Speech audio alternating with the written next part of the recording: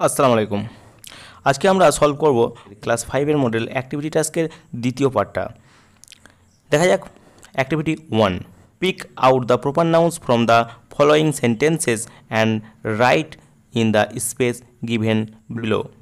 অর্থাৎ এখানে বলছে যে একটা সেন্টেন্স দেওয়া আছে, তিনটে সেন্টেন্সের মধ্যে প্রপার নাউনগুলোকে বের করে এই শূন্যস্থানের মধ্যে লিখতে হবে। তাহলে দেখা যাক, প্রথমটা বলছে Everest is the highest peak in the world. তাহলে এখানে প্রপার নাউন কোনটা?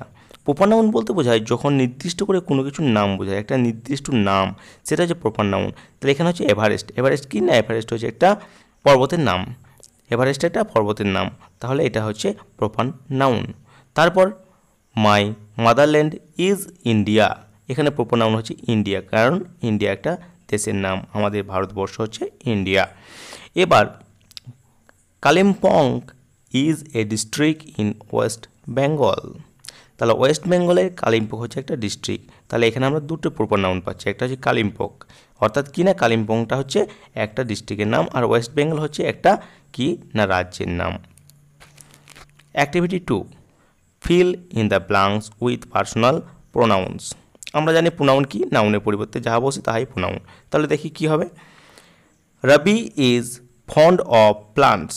রবি is fond of plants, full stop, dash waters them every day. অর্থাৎ এখানে কি হবে না হি হবে, রবির প্রোনাউন হচ্ছে he, he waters them every day. 2 number, Lata, Asha and Mina আর 3 সিস্টার। তাহলে লতা, আশা, মিনা হচ্ছে 3জন বোন। They go to school together, তারা একসঙ্গে স্কুলে যায়, কারণ এই 3জনের প্রোনাউন হচ্ছে দে, অর্থাৎ তারা।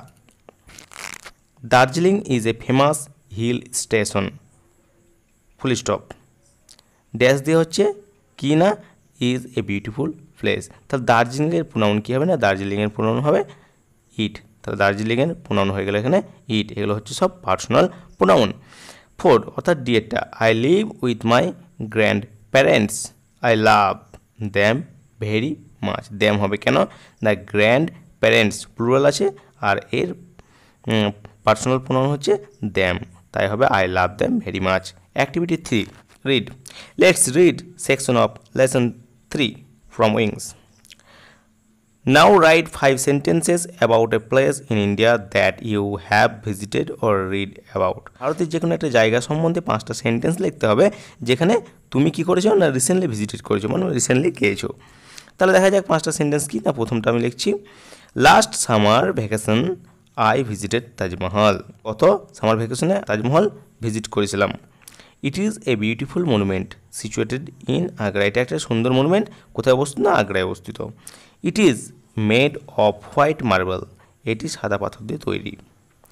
Empire Shah Jahan build this monument in memory of his beloved wife Mumtaz. তাহলে সম্রাট শাহজাহান এই মনুমেন্টটাকে না তার প্রিয়তমা মমতাজ, অর্থাৎ তার প্রিয়তমা স্ত্রী মমতাজের স্মৃতি রক্ষার্থে এই সৌধটি তৈরি করেছিলেন। It is one of the 7 wonders of the world. অর্থাৎ এটি পৃথিবীর 7টা আশ্চর্যের মধ্যে একটা। তাহলে এই অ্যাক্টিভিটি টাস্কটা তোমরা বাড়িতে করে যখন স্কুল খুলবে তখন স্কুলে জমা দেবে। Thank you.